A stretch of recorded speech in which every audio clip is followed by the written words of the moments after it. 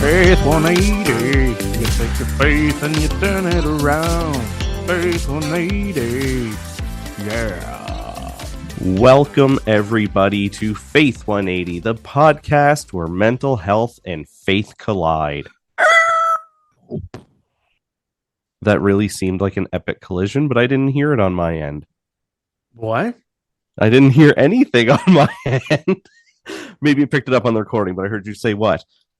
I am one of your hosts, Mr. Tom Hazelton, and joining me as always through the power of the internet, Mr. Jordan Hamilton. Hello, Tomothy. Hi, Jordan. How you doing, buddy? It's a little bit different for me to say hello, Tomothy, but currently I've addressed everybody that I can think of. I thought about possibly addressing in different languages.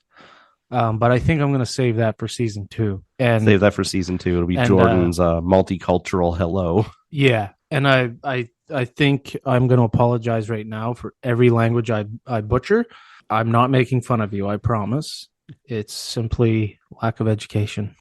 Happens to the best of us, my dude. So it's been a couple weeks since you and I have even really talked. It's been a minute. Yeah, I ran into a guy tonight who was like, what happened to the podcast on Friday? And I had to tell him the truth that you and I were invited on the Eras tour with Taylor Swift to backstage access. Yes. We did a few dance sequences with her, and then we had to come back to the podcast because that's what we're here to do. We had to tell Taylor it was time to go. Yeah, I got to meet that Travis Kelce feller. He seems like an all right guy. And I'll tell you what, Tom, I would say that us, me, you, Taylor, we are never, ever, ever, ever getting back together. I mean, who's Taylor Swift anyway? Ew. You go talk to my friends, talk to your friends, then talk to me. Because we are never, ever getting back together. Like, ever. This is not an endorsement for T-Swizzle, by the way. I just thought it'd be funny if we told everyone we went on the Eras tour. Because we did, because that is 100% the truth, and that is why there was no episode last week. It had nothing to do with life just being so busy that we couldn't even carve out half an hour to record something. Nothing to do with that. No, we even have recordings with Taylor, and we're not ready to release those. She recorded those and goes, you know what? I'm just going to put those in the vault for now. And, maybe on a future re-release, we'll unleash those onto the world. When she goes on the Centuries tour, she'll release our episode with her. Yep. So stick around for that. Unfortunately, we had to sign NDAs. It was a whole legal we're not allowed to talk about it. But we have already. So maybe we should just change the subject right now. Yeah. Yeah, we've spent way more time talking about Taylor Swift than I wanted to. Yeah, but I'm sure some of our listeners greatly appreciate it. But with that being said, if you're a T-Swizzle fan, I grew up in that era. There's some good stuff. There's some bad stuff, but there's some good stuff. Yeah. Like I said, I'm not. I mean, she's kind of winning me over. I went and seen the concert film, and after I heard this, yes. When I was leaving, I was like, wow, like. There was actually some good songs. There's a couple of her albums that I like more than the others, and it's kind of chipping away at me. Old Twinkle Tom couldn't leave that movie without singing along. It's true. It got me going. So with that being said, Jordan, we are here. We are recording. It is a new episode this week. How you feeling, my guy? I'm feeling pretty good. Obviously we didn't go on the Eras tour, but we did take a break. Did you lie to our listeners? Did we lie to our listeners? I stretched the truth. We went on an Eras tour. It was just very local. We played one venue. Our tour went to Wedgeport. That was it. But hey, we doubled our audience overnight. That's true. That is true. No, I've been really good, Tom. Quite well, actually. One of the things right now that I'm working through spiritually, and you know what? Why not talk about it? Is just keeping my concentration vertically, so upwards, and not so much horizontally.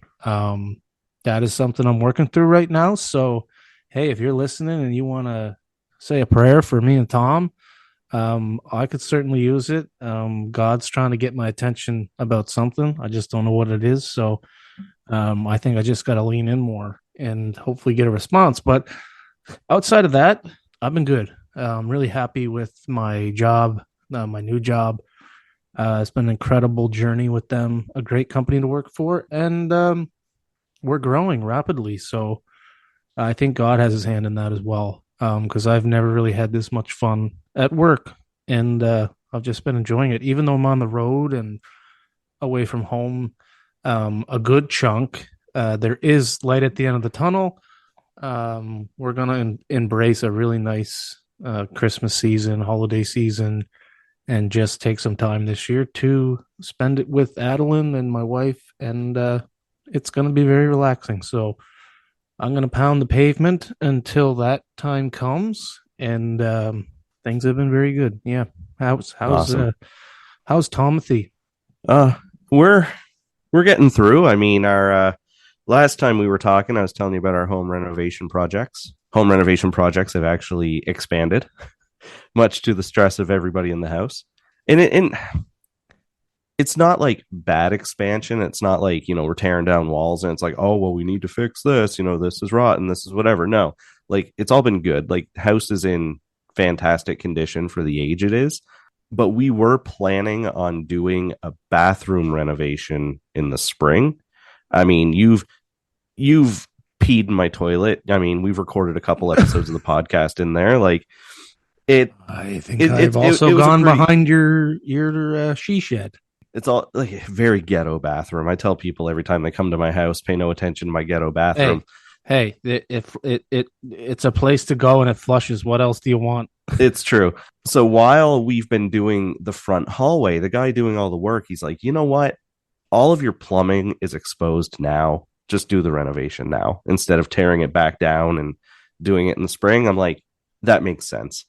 But yeah, like there Oh, was a so week. you're suggesting there's a new throne for me to sit on? Yes.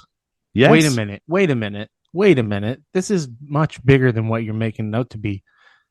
You renovated the recording studio? I did. Unbelievable. So I won't I have to know. sit on that hole anymore? No, This is phenomenal. This is I a break. know. This is a breakthrough. For the record, Breakthrough. tonight's episode, this week's episode, completely unscripted. Um, well, kind of. We have ideas of where we want to go, but we Yeah, we thought don't script. We don't script our no, episodes. we We really we don't. It's just we lay out like where we want to go or what we think makes sense, and then we kind of just play it by ear, which is exactly what's going to happen tonight. But why not freestyle it? Um, we still have some great content, I think, in this. So, anyway, continue on there, Tom. Thanks for updating the recording studio. You're Really welcome. appreciate it. I mean, there was a week there during the renovations. We were literally down to our kitchen and one bedroom. So we had, our son bunked in with us in the bedroom for a while. And yeah, but as things are getting completed and as the rooms are opening back up, I feel the stress being slightly lifted off my shoulders. But yeah, it's a process and it's coming. Is the And you wall know what? behind you? Is that wall behind you? Is that a fresh wall, fresh paint? No, I'm in my dining room. Oh, oh, that's not where we record. No, we record in No, the bathroom. yeah, that's way too civil to record in a dining room. Of course, that would just be silly. It would But be, no, it would be, it would be Tom foolery. oh ho, ho. Oh, That's what I use for all of my online gaming aliases. Bet you didn't know that. Tom foolery. Yes.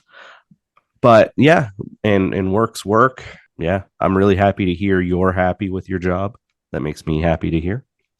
Yeah, And yeah, just go from yeah, there. I'm happy. I'm very happy. Um, what do you want to talk about tonight, Tom? Want to do a Tom talk? I'll do a Tom talk. Let's There's do a TED, Tom talk. there's TED talks, and now there's Tom talks. So Tom talk. Tom has some sort of question for me that we're going to chat about. And just off the hop, this might not be as long as an episode is traditional, which is fine. Some of the shorter ones have some of the best content. So It's true. Tom is going to ask me some questions I don't know. I have no idea what he told me that He's been wanting to ask me this forever. So, um, go ahead, Tom. Jordan, the question that's been weighing on my mind, Jordan, that I've been mustering up the courage to ask you is, will you go to prom with me? Well, Tom, I didn't think you would ever ask, but I'm gonna have to check with my lawyer. Okay, cool. No, but in all seriousness, while you and I have been taking a course, which we've alluded to over a couple episodes here. And a couple weeks ago, during one of the discussions, I don't remember if it was you that said it. I'm 99% sure it was you that said it. Oh wow, it's a shame that we don't have the ability to go back and like play them Right. somehow. And it's kind of just been bouncing around in my head, and I'm just like, wow, like, yeah, I kind of get what he's saying. You were talking about where you are currently in your faith, and the phrase you used was the honeymoon phase is over. It was it you that said this? I believe it was you that said this. I believe it was me that said this. And that's That is correct. yeah, and I've kind of been bouncing that around my head quite a bit lately because we see all the time, we see people who are new to faith, they come into the church, they're super excited, they they get saved, and I'm using air quotes when I say that because in my opinion, too many people get baptized thinking it's the be all end all salvation when really it's just you getting on the starting blocks of salvation, Yeah. the starting blocks of the marathon. So they come in, they get saved, they start diving into the Bible, and they're all like Jesus, yes, all the cool stuff he does, all the miracles, all whatever. Then they start diving into the Old Testament, and then Old Testament God, he's kind of scary. Maybe he goes against some of the things they personally believe, and then the honeymoon phase is over, and then they really need to start challenging their faith. Mm-hmm. And we see it all the time of faith burnout, I guess you can call it, for lack of a better term. And it can go one of two ways. It's either people are going to stonewall and they're not going to grow in their faith, and maybe they stagnate, maybe they walk away, or they use it as an excuse to dive deeper into their faith. So when you had kind of said the honeymoon phase is over, I just kind of want you to elaborate a little bit more on that, like what you're feeling and whatnot, and what you're Yeah. doing to not get stuck. Yeah. So for you to kind of marinate and think on an answer before you give me an answer, when you said it, I kind of thought to myself, yeah, like the honeymoon's over for me too, and it has been for a while. And you really got to carve out the time to keep growing in your faith, because you can't just keep going to the same scriptures in the Bible that you did when you were first new and fresh, because eventually those don't fill you up anymore. I don't know if I told you this analogy before, but I had one person tell me a while ago, and they're kind of going through some stuff with their faith, and they're like, I keep reading the same Bible verses, the ones that used to, give me, like, used to fill me up, used to give me a bunch of hope, and they don't anymore. And I just told them, I'm like, well, you're in a different part of your faith journey. So what filled you up before isn't going to do it now. Like you're craving something different right now. It's like being hungry for tacos, but you go out and you get a pizza instead. You're still going to be full, but you're not going to be satisfied. I'm just kind of wondering if you would like to elaborate a little bit more on what you meant when you said that. Yeah. I yeah. This wasn't the what I was going to bring up to discuss with you. Um, I'm currently living it. And I think you are too. Mm-hmm. And it became important to me to identify that.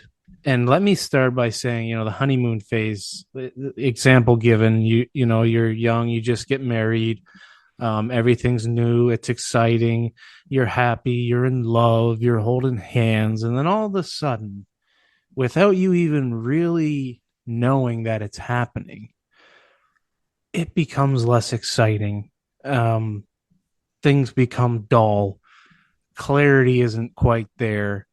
And yeah, you're 100% right. The things that, people gravitate to for spiritual help or guidance or uplifting or anything like that, it's the same thing. Like before you know it, those things that initially kind of brought you in and tethered you to your relationship with Jesus, they're still there, but it becomes more difficult. Mm-hmm. Things aren't as shiny. You start to have to, uh, what's the best word to put here? You need to make like an intentional decisions and constantly put your guard up, if that makes any sense.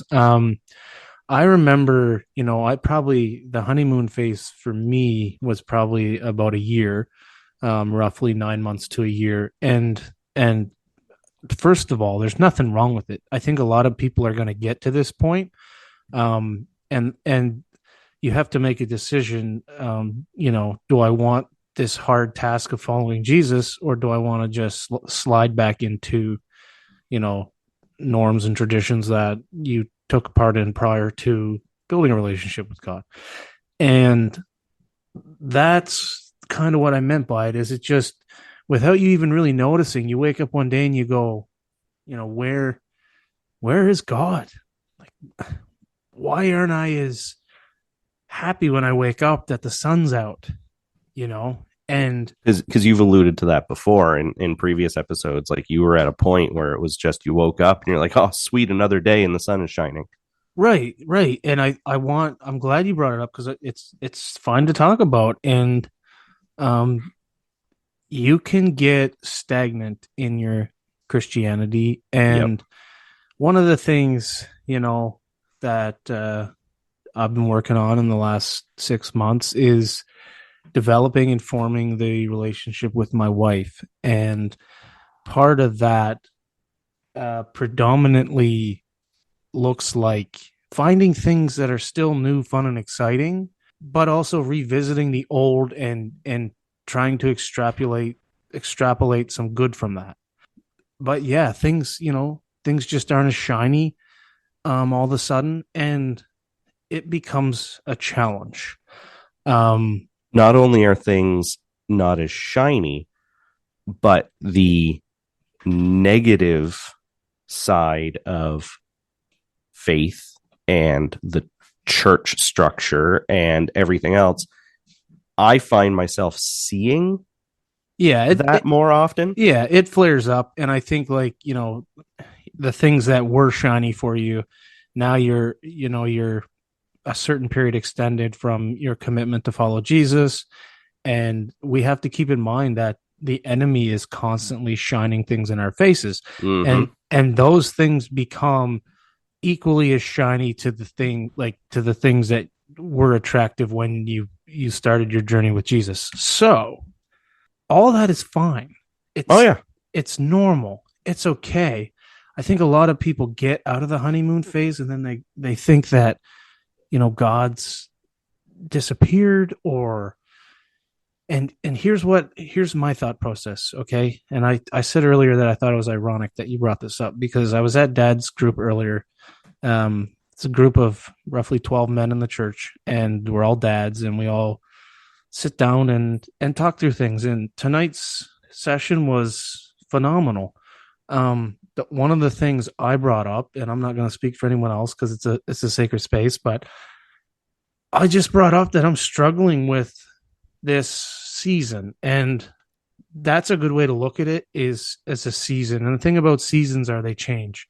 Mm-hmm. And I think that mentality is very helpful because it lends itself to the fact that there is a new day coming. If we were just constantly in one season, it would, well, it's like, you hear about people in the north where some months it's always daylight or always dark. That is almost like mentally challenging, Mm. when there is no daybreak or time. And I don't know what's the best way to put that. Oh man, I'm blanking.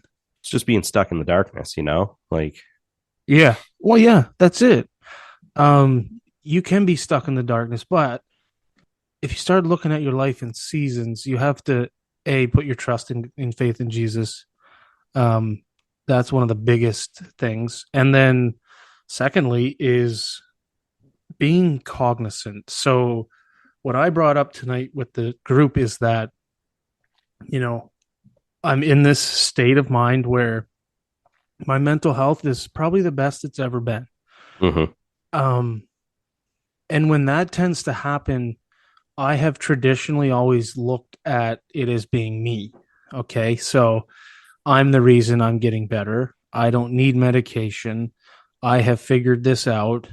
And then you start to pull away from your relationship with Jesus because you start to think that the things that are happening were you all along. And that is not the case. Obviously, you lend yourself to those things, but predominantly that season of your life, the honeymoon season, that was brought to you by the one, the only Jesus. mm-hmm, Um, and here's what happened with me, and I find this interesting. Instead of like my traditional self, all of a sudden I feel like I have my mental health under control, and then I just go and drop the ball because I thought it was me and I thought I didn't need medication. That has always this feels different, and the reason I say it is because I'm now cognizant of my relationship with Jesus, and it's constantly reminding me that I'm only going to receive when I pour into Him. And the question that I've been fighting with God about is, I'll sit down and I'll go, like, God, where are you? Where is all the excitement I had? Where is all the joy? And it's not to say that I'm not joyful and excited. There's just an element that doesn't feel exactly the same. It feels like a challenge to maintain my relationship with Jesus, and I think that's the whole point. Is it's not supposed to be easy. I think he gives us these glimpses of what the kingdom can be like, and then he says, "Okay, here I am challenging you, putting your faith to the test. The ball is in your court." So I kept asking him, like why? Why can't I feel the way I felt 6 months ago? And my answer in front of 10 men tonight was simple. I'm not doing the things I was doing 6 months ago. I'm not reaching out to him as much. I'm not in my Bible as much. I'm not actively seeking the kingdom as much. mm-hmm. And the craziness of it all is that I know this and it's still tough, extremely tough. And I just think it's a discipline. And I think he's got me out of my honeymoon season and he's testing me and saying, now is where you're really going to grow and develop.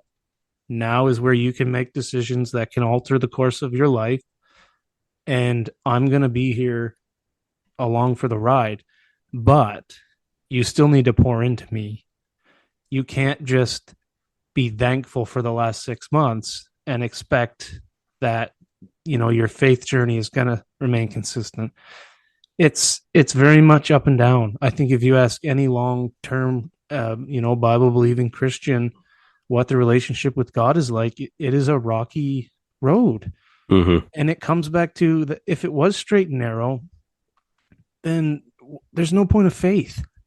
Right. And one of the questions Pastor Dave asked tonight in our men's group was, if there's anything that God could give you that would change um, that would drastically change the trajectory of your life, what would it be? And what would it be for you, Tom? If God could give you anything to drastically change the trajectory of your life, what would it be? In all honesty, just more time. Like more time to do, like, this is going to sound totally selfish, but more time to do things that I'm not doing for anybody else. Right. You know Yeah. what I mean? In Yep. like work or, what have you. Just more time. I don't want to say free time because I do have free time, but just more time to be able to do more studying and more reading and more whatever. That would be what I would say. Because I say a lot of the time, like, I wish I had a job where I was able to, spend more time like reading a Bible or just dropping into the church or, going to coffee with somebody to talk or what have you. But unfortunately I don't.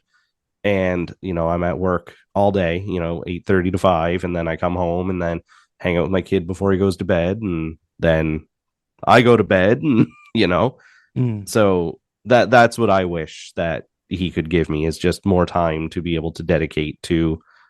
I don't want to say myself, because I wouldn't dedicate it to myself being guilty with my time, just more time. I would read my Bible more. I would dive into scripture more. I would whatever.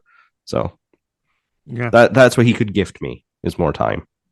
So I'll give you my answer now, Tom. And in my opinion, it was the right answer. And then I kind of thought about it more, and now I'm unsure. So maybe we can talk about it for a minute. I thought for like 2 seconds, and I was like, "Oh, yep, this is easy." And I wrote down the plan he has for me and my life. Okay. Like, here it is. This is where you're gonna go. This is where you're heading. This is where you're gonna end up. Mm-hmm. Okay. And then I realized there's no way in the world I want to know that. No, because that takes away the journey. No, my reasoning is just simply like if you look at the course of history, like if I knew God's plan for me, I would surely Marty McFly's parents that and mess it up completely. That is what came to my mind next. Was like, no, it's in his hands for a reason. And then that was like so eye opening for me. God holds our plan in his hands for a reason, because he knows if we had it, we'd make such a mess of it, Oh which yeah, which we're that's all you currently would. all doing. You would just focus on the end game and miss everything along the way anyway. And I loved your Back to the Future reference, by the way. Yeah, I mean, But that's exactly it. just because he lays out the plan for you doesn't mean that like the whole free will element disappears. It's not like Right. you still operate independently. And I think if I knew the treasures and the gifts and the blessings God wants to bestow on me and you and everybody, that we would just get so caught up in that we miss the relationship with him and its actual benefits in our lives. Yeah. So, off the hop, yeah, kind of a brilliant answer. Not to toot my own horn. But A, toot. a lot of guys were like, money or something like this. And I was just like, you know what? What if I knew what his plan was for me? Because there's so many times where like we beat our head against the wall and say, if God, like, tell me, like, what is the answer? What am I supposed to do next? Show me the way. And we both know, we've talked about this. God's not instant gratification, which is why society struggles with it. Me too. It's pretty normal. And I've said it before. I've said it before, and I'll say it again. God's not instant gratification. We work on his timeline, and what's several months, several years to an eternal being. Yeah. Yeah. I don't think I want like it's like I do want to know, but I don't want to know. I don't want to know. Because I think what he genuinely wants for us to receive at the end is so much more than we can even comprehend right now, that we would just fixate and it wouldn't end well. So Yeah. yeah, good Tom talk. So you're not getting out of that easily. Nope, Jordan. I'm running. Bye. So this is your chance to amend your answer. What would it be that he could give you right now? Now knowing what the end game isn't what would be best for you. And you don't need to elaborate. You can just give me an answer and then we just call it. But what would be your answer now? Simple. The discipline to remain constantly engaged and looking vertically to him. That would ease so much stress and not anxiety, but just the fear of going off track again would be gone. again, the human element of being human is that we kind of dictate our path. Right. And I just think that if I'm not going to know what his plan is, I want the discipline to remain grounded in Jesus so that I can make sure I live out his plan. You know what I mean? Beautiful. Yeah. Yeah. How did I do? Was that correct? If it's correct for you, Well, no, you have to say that is correct. no, I'm not going to do that. That is correct. I'm going to say that was a great answer. That was a great answer. That was Tom, everybody. That was not Yeah, you me. sound just like me. I sound just like Tom. Sound just like Tom. You're listening to Tom Hazelton on Q105.7. And next up, we've got some good jams for you. We got some Miley Cyrus and some Justice Beaver. And Justice Beaver, that's right. don't forget about our foot-long giveaway. Today only, a cold cut foot-long sub to our 73rd caller. And considering we only have 52 listeners, it might take a while, folks. So if you want that foot-long cold cut combo, call in. Tom Hazelton, Q105.5. Perfect. I closed my eyes for a second there, and it's like I was hearing myself. I loved it. It was like Tom was hearing himself, folks. Jordan, buddy, thanks for jumping on. Getting something recorded. Yeah, before we go, like, here's the thing, Tom. I started taking polar dips. Oh, yeah, you were kind of mentioning this. Do you want to come with me? Let me explain. Okay, so a couple weeks ago, a friend of mine on worship, and he listens to this. Hey, Pete. He approached me and he's like, I said, "What are you doing this afternoon?" I'm like, "What's for lunch?" And he goes, "Me and the fam are going to jump in the lake." I was like, "Okay, for fun." He's like, "Yeah, we were going to do like a little polar dip," and at the time it was like 10 degrees, and it wasn't a terrible idea, I didn't think, and he went for it, and I was like, you know what? I feel convicted to do it. And in my mind, it's less about like the cold water therapy benefits. It's really, I think for me and him both, it's more about overcoming just the mental toughness of it. It's not overly taxing. It's just the getting in part, which is right, which is a huge hurdle to overcome. But the reward from that has been tremendous for my mental health. I feel a sense of accomplishment. And so, yeah, the first time we went, we just jumped in. We ran and went for it. And I lasted about 12 seconds and I started running out. Pete lasted a little bit longer that time. But again, probably the wrong way to begin polar dipping. So anyway, we started kind of getting more and more interested in it and just kind of the whole mental aspect of it. And it's really all about mind control and breathing. So once you're in, if you can get your breathing under control, which is the mental part of it, is just calming yourself and relaxing and understanding that your body is designed to climatize to a certain extent. Obviously, if you stay in there for too long, you can get hypothermia, but under 10 minutes, under 5 minutes, it's not bad for, in my opinion. My legs feel great. My body feels great. So anyway, fast forward to the second time.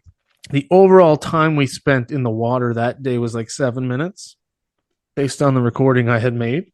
So then I had this brilliant idea of going out to my parents' house because they have a swimming pool. And I called my dad and I was like, "Hey, Dad, is your pool full of mold or what grows in pools? Algae?" Algae, yeah. And he's like, "No, but it's covered in ice and snow." And I was like, "Oh, that's even better." He goes, "Why?" I said, "Well, I'm going to come out and jump in it." "No, you're not. You're crazy. You're going to cut yourself on the ice." I said, "No, I'm not just going to run and jump. I'm going to break a hole and then just slide into it." So I got out there. It's like -6. I was in shorts and a t-shirt, flip-flops, and being politely lectured by my mother about hypothermia and everything she politely lectured, yeah, everything she knows about hypothermia, and the whole part of the polar dipping is mind control and breathing. And when you have somebody in the background yelling that you're going to slip under the ice and not be able to swim out, I love you, mom. Um, it becomes hard to find your zens. I was like, yeah, I was like, I know I can do this. I'd been outside for about 20 minutes in just the air. My body had kind of dropped, and she's like, oh, why don't you come inside and warm up first and then go in? I was like, that would be a terrible idea. Like, I'm already at the point where I'm comfortable with the air temperature. So anyway, I slid in, went to um my chest level. Basically, I had one. You'll see when I send you the video. I had one kind of arm tucked in, and then the other I was just holding onto the wall. But within 10 seconds, I found my breathing, and I just stayed there for like 4 minutes, 4 minutes, and felt great. It Awesome. enhances my mood tremendously. You feel a sense of accomplishment. It wouldn't matter if you went for a minute. It's just what it does for your mental health is what's been driving me to do it. So I just wanted to bring it up. If you're interested, maybe we could take a video going together and Let's do put it. that on our YouTube channel. Yeah, 100%. We could I'm down for that someday. we can certainly go out to the pool. Yeah. We've been going on Sundays, but like this week I went twice. I went Saturday at my parents, and then um, me and Pete and his wife decided to go Sunday night in the dark, and we sat in Lake Milo. Yeah, I'll put it to you this way. I'm finally getting a bathtub in my house, so I will practice in my bathtub. Because yeah. I've never had a I'd honestly like to get like one of those. It's like a horse feeding tub or something. Yeah, I That know what you mean, the big metal ones. Yeah. Yeah, that's all I really want for like the back porch, and then all you do is you just fill it once, and then all winter you just break the ice, hop in, and Yeah. sit for 5 minutes. But see, I did a lot of that when I was at doing athletics, like Canada Games, rugby. We did a lot of ice baths, just as like a recovery mechanism. So Right. I'm familiar with the experience and what it feels like, and I think that's helped me overcome the potential pain. But it's mind over matter, and Well, I say we start doing it, brother. Well, this you isn't already this are. isn't So necessarily an endorsement for polar dipping, but it is an I'll give it a endorsement try. for finding something that gives you a sense of accomplishment. Because I know for some people it's like running, some people it's fitness. Don't obsess about it. That can become a distraction to your Right. relationship with God, and it can be used to cover up, actual mental health things that you end up burying under the table. But if you're like we don't really think about it. Like he'll just text me this Sunday, I'm sure, and be like, "Yo, we going swimming." Um, People think we're nuts, but it feels great. You If it just works for you. let's do it. If you're listening and you want to see me and Tom get into an icy swimming pool, please comment below whatever you're listening to this on, or send us an email at faith180crew@gmail.com. We would love to hear from you anyway. So just send us an email at faith180crew@gmail.com. If it takes shorty shorts, then I'll do it. I'll do shorty shorts. I think like it'd be an interesting video because I think I do too. I think I can talk you through it. Um, I think I can talk you through it to the point where you actually don't mind it. Yeah. I Well, truly do. I think it'd be Um, an interesting experiment for sure. it's every time I think about it, it's like a no. That's a hard no. Like, nope, that's not enjoyable. The whole experience, and then I just remember the feeling of success. Yeah. And every time I'm walking out of that water, it feels like it's 40 degrees outside and sunny. That's awesome. Because it just at that point you don't care, right? Yeah. It's like mission accomplished. And the fun part is when we do it, everybody driving by honks, waves. They're like, "What are you guys doing? Like, you're insane." So, Awesome, buddy. So yeah. with that, I say we wrap it up. I think we'll quickly touch on the fact that we have 3 more episodes left until our season finale. 2, couple more. Two before the finale. Yeah. So, Yeah. Well, I don't say we elaborate too much, just in case plans fall through. But yeah, there's yeah. a good chance one of our guests is giving birth in a week. Yeah, at the end of the day, it's been a great season. I think Yeah, we've grown tremendously. same. It's just fun to get on and chat. Oh yeah, like it's just as much for my benefit and pleasure as it is for our regular listeners. Like Yeah. I look Yeah. forward to these chats with you too. But it's kind of funny because I have people who mention to me about how, oh, you and Jordan must hang out all the time and talk all the time. And I'm like, you know what? Like, we really only talk when we're recording. Yeah. So Which I think is it's healthy. healthy. I've thought about that. Yeah. Like you hear all the time about like guys that start things together and then they're always together and then there's next Yeah. thing you know they're not doing things together. Yeah. I don't mind this because I don't either. it keeps things fresh. That's not to say like we don't hang out with each other Because because we do. we do, yeah. Yeah. Um, but just not like I'm not at Tom's house every day. He's not at mine. Right. He participates with youth and hosting. I'm on the worship ministry, Yeah. which is a completely different night of the week. And Yeah. then Sunday mornings, depending on the day, we're both in the building from 7 a.m. till 12 p.m., 12:30 Yeah. p.m. So Yeah. um, this is the best time for us to connect, and I hope that resonates to the listeners that it feels authentic because it is. And I just hope that if your honeymoon season is over, that you'll continue to lean in more. Yeah. My best advice and something I'm struggling but praying about and working through is, when I'm not hearing from God, I just looked at myself and said, "Why?" And he just screamed back at me, "Because you're not doing the things I Mm-hmm. tell you to do." And that's my encouragement today is if you're out of that honeymoon phase, you're in a season where you're not hearing from God, lean in. And it's tough. It's tough. Grab your Bible, park the car, have a conversation with him, tell him that it's tough. Yeah. Say, you know what? Listen, Jesus, right now, I'm out of the honeymoon season. I'm not hearing from you, but I want to. And make the first move. I can't guarantee anything, but you know, As frustrating as it is when you're not hearing from him, and you can be frustrated and it can build up, and then maybe you get angry. I don't know what it is, but there is no better feeling than when he just screams in your face after not hearing from him for a while. And yeah, you're like, whoa, where did that come from? yeah. Like, oh yeah, Yeah, it's amazing. and I was telling somebody too, actually, Pastor Brett, not Smith, the other one, Yep. Brett too, and I call them B1 and B2, like the bananas and pajamas. yeah, I was telling Pastor Brett that like my wife and I recently received a blessing Oh, good. to our current situation, and it was a family gift, and um, all I can say is that I could have chalked that up as being just someone being someone. But I really took that as God telling me like I'm still here and Mm, reminding me to lean in.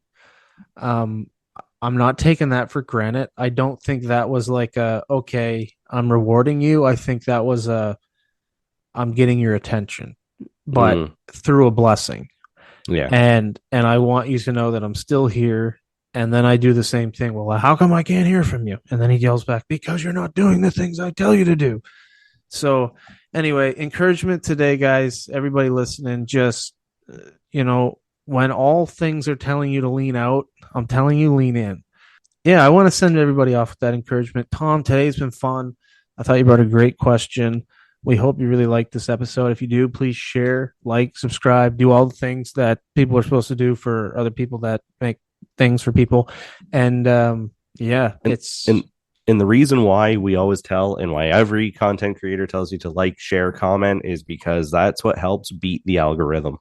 Plain and simple. correct. The more you like it, the more you share it, the more you interact, the more we get pushed out to more people. Yep, yep. And if you like our message and want to share with people, then please, we encourage you to do so. And don't This be a is stranger. Reach out to us at yeah, faithunitycrew@gmail.com. Stop us at church. Comment on Spotify. I mean, you can interact there. Yeah, just just reach out to us. We love hearing from you. All right, Jordan, it's Tom Hazelton here, and I'm going to take us out here with a great jam that's currently topping the charts. It's the Faith 180 jingle. So, folks, I'm going to just sing it myself here. It's just bear with me. It's Faith 180. You take your faith and you turn it around. Faith 180. Yeah, I wish I had that singing voice. Faith 180 is an independent podcast featuring, produced, and edited by Thomas Hazelton and Jordan Hamilton. Got a question, suggestion, or a story of your own Faith 180? Email faith180crew@gmail.com. Faith 180 is available everywhere you get your podcasts. Don't forget to leave a review and turn on notifications for when a new episode goes live. Thank you for listening, and remember, you are worthy of God's grace.